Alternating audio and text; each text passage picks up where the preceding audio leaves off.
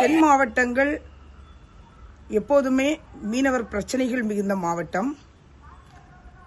அதிலும் குறிப்பாக தூத்துக்குடியில் வீரபாண்டியப்பட்டினம் என்று சொல்லக்கூடிய ஒரு கிராமத்தில் தொடர்ந்து 17 நாட்களாக போராட்டம் நடைபெற்றிருக்கிறது. பெண்களும் குழந்தைகளும் ஆண்களும் கடலில் இறங்கி போராட்டம் நடத்தி கொண்டிருக்கிறார்கள். எங்களை காப்பாற்றுங்கள், எங்களது வாழ்வாதாரத்தை காப்பாற்றுங்கள் என்ற கோரிக்கையோடு ஆட்சியில் இருக்கக்கூடிய முதலமைச்சரின் தங்கை மரியாதைக்குரிய திருமதி கனிமொழி அவர்கள்தான் அங்கே எம்பியாக வலம் வந்து கொண்டிருக்கிறார்கள். ஒவ்வொரு தேர்தலின் போதும் பல வாக்குறுதிகள் கொடுக்கக்கூடிய நம்மளுடைய அக்கா கனிமொழி அவர்கள் ஏன் இந்த 16 நாட்களும் வீரபாண்டியப்பட்டினத்தில் நடைபெறக்கூடிய இந்த போராட்டத்தை கண்டுகொள்ளாமல் இருக்கிறார்கள்? அது மட்டுமில்லாமல் மீன்வளத்துறை அமைச்சராக வலம் வரக்கூடிய மரியாதைக்குரிய அனிதா ராதாகிருஷ்ணனும் அதே மாவட்டத்தில்தான் வசித்து வருகிறார். அவரும் ஏன் இந்த போராட்டத்தை கண்டுகொள்ளவில்லை? உங்களுக்கு மீனவ வாக்குகள் வங்கிகளாக தான் பயன்படுத்துகிறீர்களா?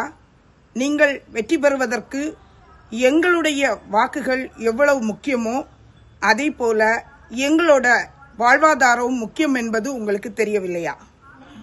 ஏன் இவ்வாறு நடந்து கொள்கிறீர்கள்?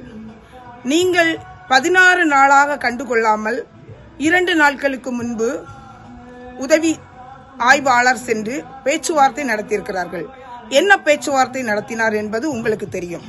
முடிவுக்கு வராத நிலையில் இன்னும் நீங்கள் கண்டுகொள்ளாமல் இருந்தால் நான் கூறுகிறேன், பாரதிய ஜனதா கட்சி மீனவர் பிரிவு இந்த போராட்டத்தை கையில் எடுத்து மக்களுக்கு உரிய நல்ல விஷயங்களை செய்து கொடுப்போம் என்பதை தெரிவித்துக் கொள்கிறேன்.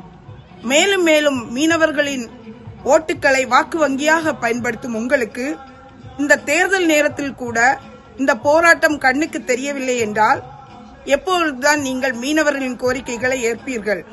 இதற்கு நீங்கள் பதில் கூறியே ஆக வேண்டும்.